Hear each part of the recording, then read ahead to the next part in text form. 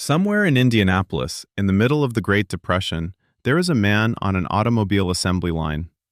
He is in his 50s, his hands are ruined, his back has been broken more times than he can count because he spent 20 years wrestling race cars around dirt ovals at speeds that killed the men sitting next to him.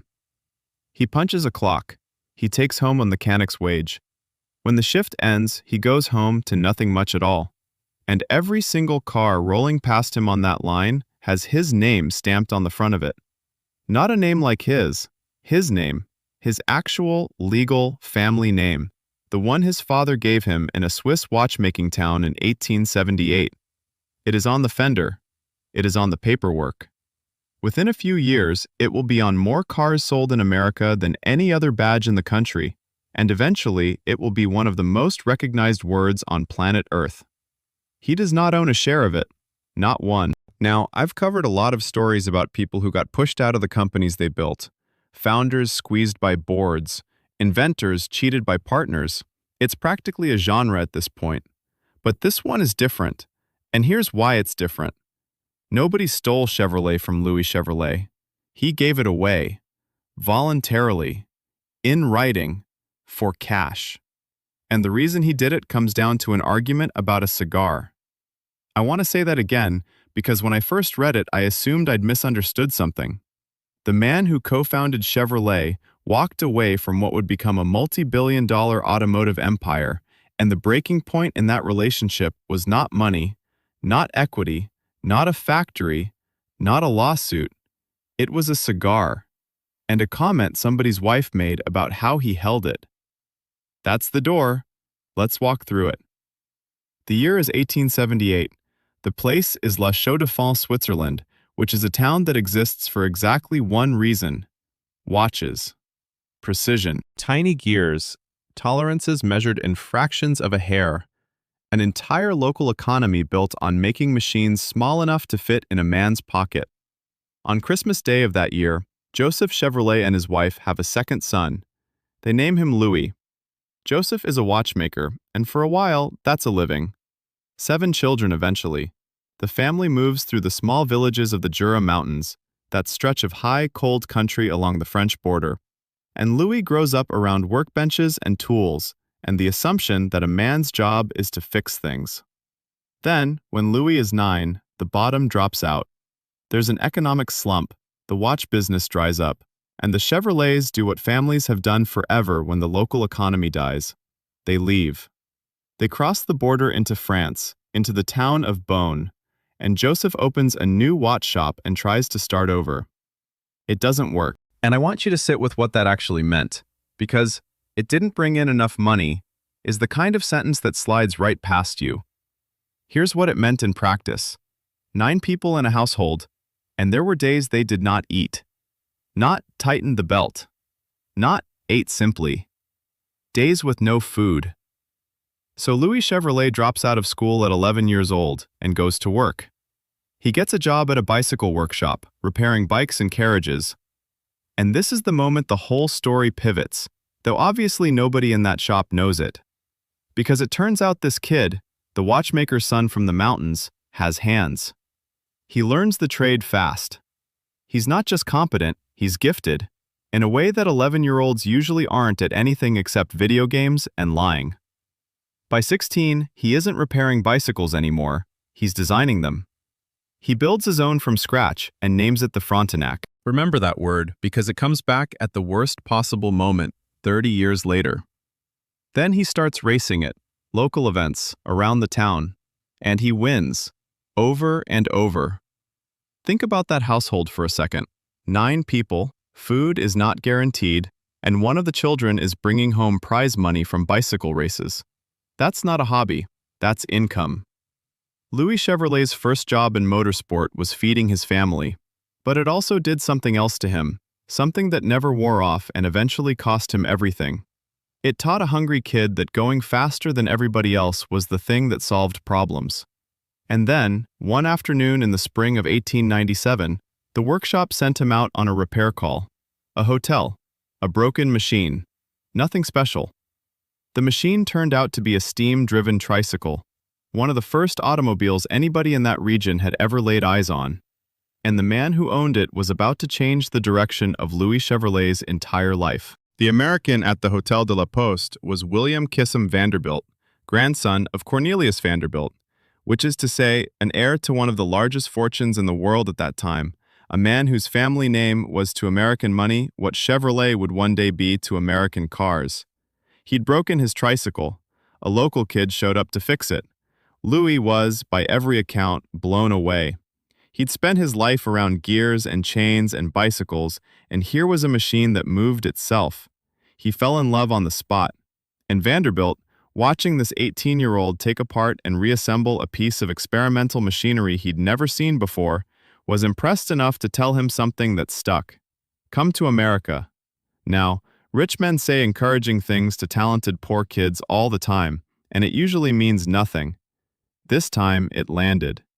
From that afternoon on, Louis Chevrolet had a destination. It took him 4 years to get there. In 1899, he designed a second bicycle, the Gladiator, and it was good enough that a manager at the Duroc automobile plant noticed and hired him. So Louis goes to Paris, into a real car factory, and learns the thing he actually needs to learn: internal combustion, 4-stroke engines, the guts of the machine, not just the frame around it. There are rumors he also spent time at De Dion-Bouton, one of the most famous French manufacturers of the era. Nobody's ever fully nailed that down, make of it what you will. He saves his wages, and at 21, Louis Chevrolet crosses the Atlantic. He lands in Montreal first, then finally reaches New York in 1901. And here's where I have to point out that the American dream portion of the story is remarkably short, and immediately followed by 4 years of getting kicked in the teeth. A fellow Swiss immigrant named William Walter gets him work at an engineering shop. He leaves for the American branch of De Dion-Bouton, and the branch shuts down the following year. His father dies back in Europe, so Louis brings what's left of the family over to America, which means more mouths depending on him. He bounces between small workshops. He takes a part-time job as a driver. He is, at this point, a highly skilled mechanic who cannot get traction. Then, in 1905, Fiat hires him, not to build, to race. Fiat's American operation was becoming a serious force in the automotive world, and they put Louis Chevrolet on their racing team, which is roughly like telling a man he now gets paid for the one thing he'd do for free. His first outing is a timed event at Morris Park in an underpowered Fiat that nobody expects anything from. He breaks the 1-mile world record. A few months later, they put him in an actual head-to-head race against the best drivers in the country, with the press watching, and he wins that too. The New York Times puts him on the front page. And here's the part I love about Louis Chevrolet as a driver, because it explains everything about him as a businessman later. Race cars in 1905 were not cars. They were animals. Suspension was still basically a cart spring, meaning every bump in a dirt track went straight up your spine. Steering took physical force. There was no safety equipment worth the name. A great driver in that era wasn't a precision athlete. He was a man strong enough to physically overpower the machine for the length of the race and lucky enough to survive it. Chevrolet was built like a bull. Big shoulders, thick arms, and a mustache that in photographs looks like it belongs on a barbershop quartet. He could wrestle a car in a way most men simply couldn't, and because he was also a brilliant mechanic, he understood exactly how far he could push a machine before it came apart, which meant he pushed it right up to that line and then a little past it. The public loved him. He picked up a nickname, the Daredevil Frenchman, which is a great nickname for a marketing department and a slightly worrying one for a wife. He raced the Vanderbilt Cup. He raced the Indianapolis 500. By 1909, he finished as the second-best driver in the American Championship. And now the part that doesn't make the highlight reel. He spent a significant amount of that decade in hospital beds. Crashes, injuries, recovery, repeat. And the riding mechanics who sat beside him in those cars? Because that's how racing worked then. 2 men per car. Some of them did not survive. That was the price of the name. He paid it in full, in bone. But the name was now worth something. A famous driver, a fine Swiss-sounding surname that rolled off an American tongue, a reputation for speed. And a man named William Durant was about to notice exactly how much that was worth. William Durant had just been fired from General Motors. Not from a job at General Motors, From General Motors, the company he co-founded, pushed out of senior management after a financial crisis he'd created by buying everything that moved. Durant was a builder and an accumulator, and, depending on which decade you catch him in, either a visionary or a compulsive gambler with a chairman's title. He still owned Buick. And he had no intention of staying out of the car business. So he recruits Louis Chevrolet to drive for the Buick racing team, which was, I'm fairly confident, never really the point. Because here's what Durant actually saw. He didn't see a driver. He saw a word. Chevrolet. 2 crisp syllables, European enough to sound like engineering, easy enough to say in Ohio.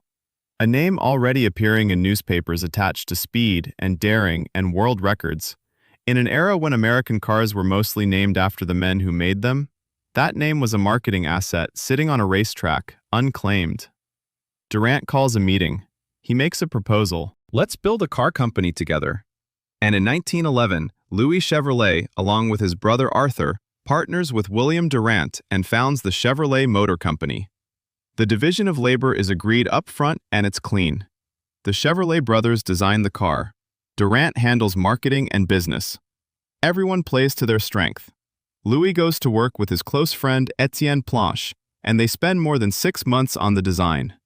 What comes out the other end is the Classic 6, also called the Type C, and it is genuinely a serious piece of engineering. 6 cylinders, a 4.8-liter engine, one of the largest displacements of its day.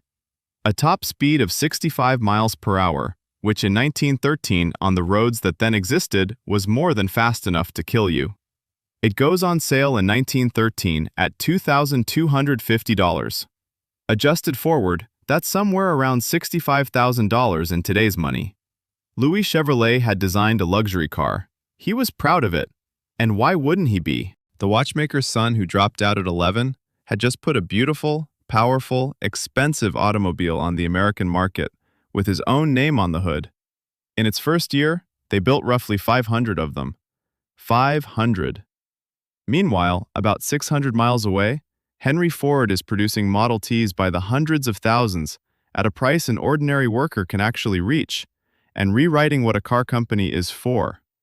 And I want to be precise about why that gap mattered, because it isn't just a sales figure. Ford had figured out that the automobile business was never going to be a luxury business. The money wasn't in selling a magnificent machine to a few thousand wealthy men. The money was in selling an adequate machine to everybody, forever, and then selling them the next one.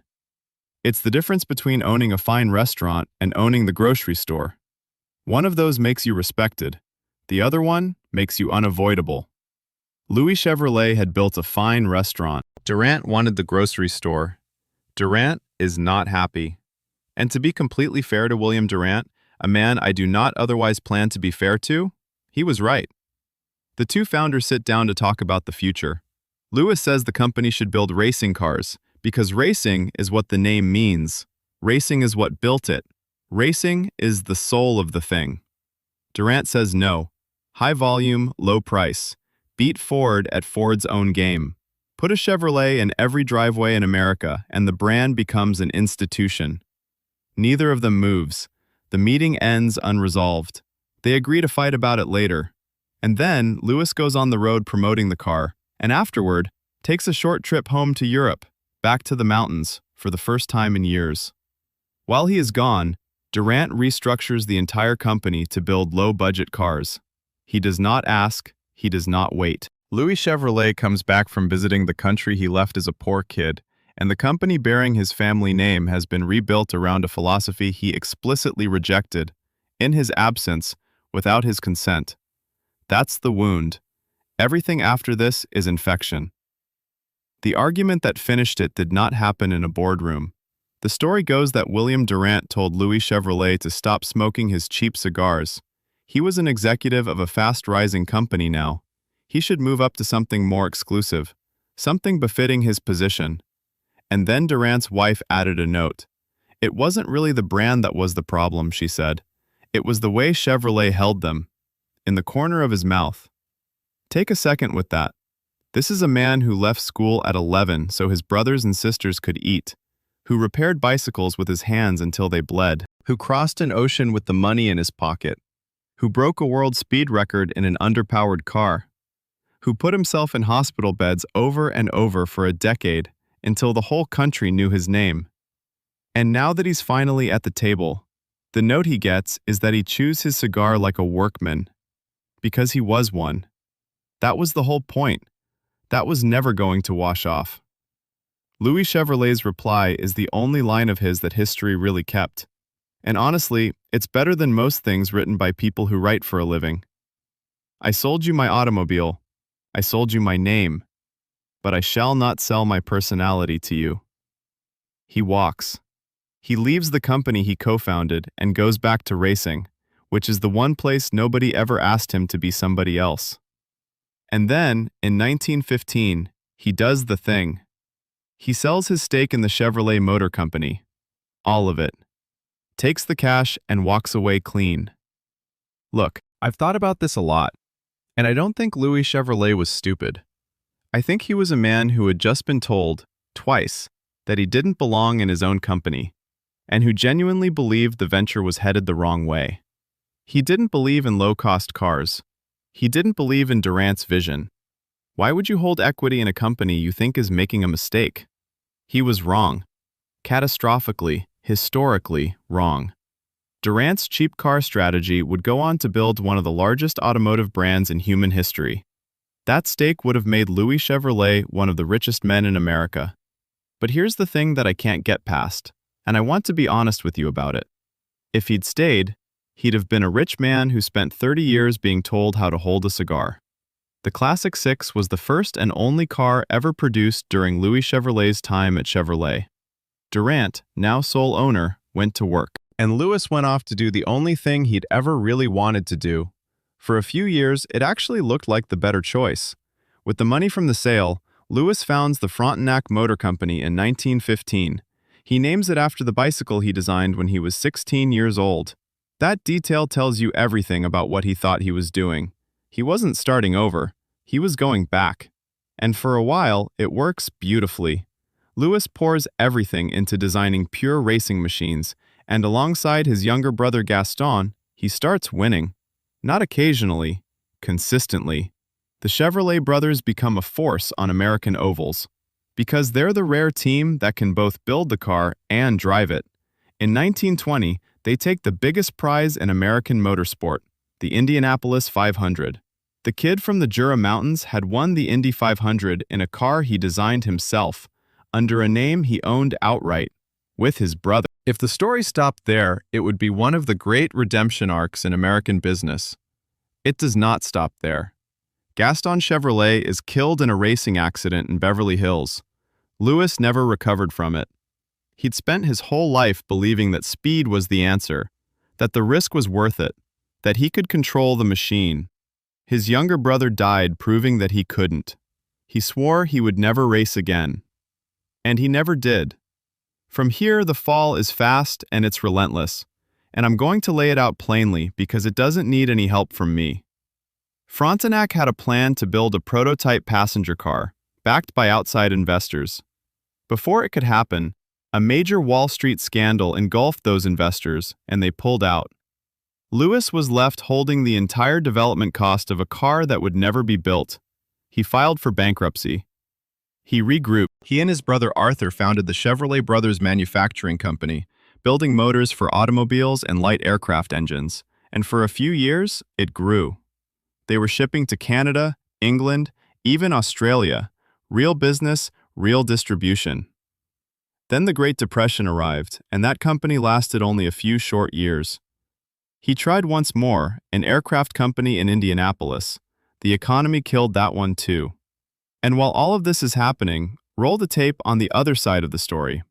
Chevrolet Motors, in the early 1930s, is outselling Ford. Their new model, the Chevrolet International, is a hit.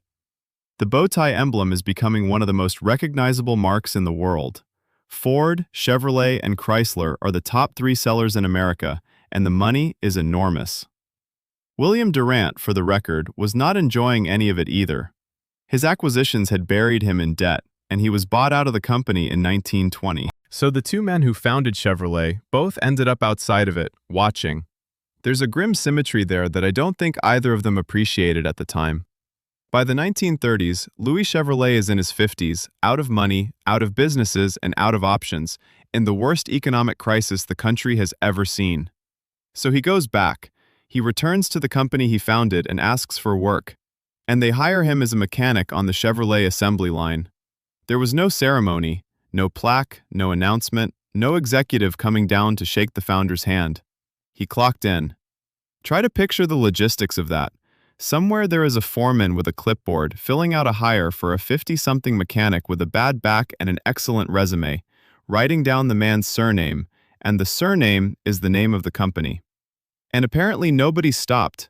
Nobody walked it upstairs. Whether that's because they didn't know, or because they knew and there was simply no procedure for what to do about it, I genuinely can't tell you. Both answers are bleak in their own way. What we do know is that he worked the line, and the cars he'd once designed a luxury six-cylinder for went past him at a rate his own company never came close to hitting. Around this time he developed atherosclerosis, a hardening and narrowing of the arteries, and his health went into freefall.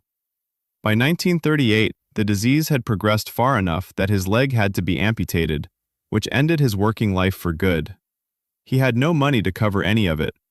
Louis Chevrolet died in 1941, at 63, of a heart attack.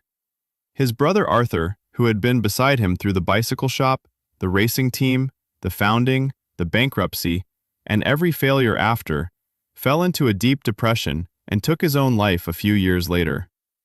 The company kept going, obviously. That's the part that stings. Chevrolet hit its peak in the 1950s and 60s. In 1953, they introduced the Corvette, a two-seat convertible with a fiberglass body instead of steel, which let them shape those curves in a way pressed metal wouldn't allow. It became one of the first genuinely successful American production sports cars. Then came the Impala, which is arguably the most popular American car ever built. In both 1965 and 1966, it sold over 1 million units in a single year. That record has never been broken. A racing car and a car for everybody. Louis Chevrolet's dream and William Durant's dream, side by side in the same showroom, 40 years after the argument that split them. Louis is buried at Holy Cross Cemetery in Indianapolis, not far from the racing circuit where he was once a legend. So here's where I land on this, and I've gone back and forth on it more than I expected to. The obvious reading is that Louis Chevrolet made the worst financial decision in the history of the American automobile. And by any spreadsheet, he did. He sold, in 1915, for a lump sum, an ownership position that would have been worth an unfathomable fortune, and he died broke, on a company pension he didn't have. But I don't think that's actually the lesson, and here's why. Louis Chevrolet never understood what he was selling. He thought he was selling a business he disagreed with. Durant knew exactly what he was buying. Not a car company, not a factory, not a designer. A word. A name with speed already attached to it, preloaded with a decade of newspaper headlines and world records, and a nickname the public had given it for free. Louis spent 20 years building the value of that name on dirt tracks, in hospital beds, with his own body.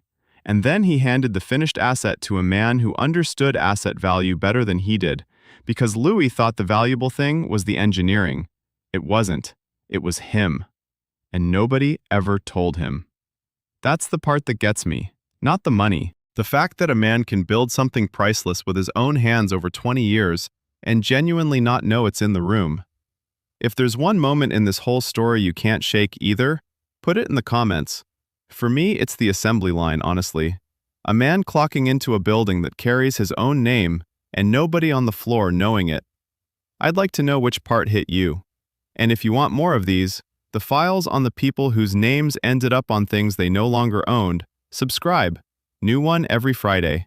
Next week, we're opening a file on a company that convinced an entire industry to pay for something it already owned. That one's a masterclass.